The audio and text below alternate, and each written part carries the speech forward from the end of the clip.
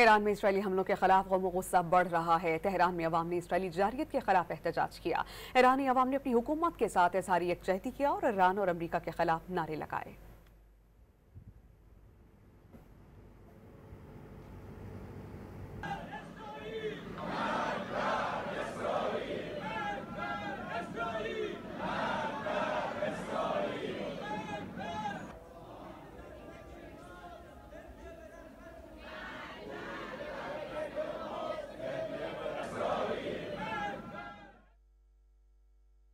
Iran में Israeli हमलों के खिलाफ गम और गुस्सा बढ़ रहा है। तेहरान में अवाम ने इसराइली जारियत के खिलाफ एहतजाज किया। ईरानी अवाम ने अपनी हुकूमत के साथ इज़हार यकजहती किया और ईरान और अमरीका के खिलाफ नारे लगाए।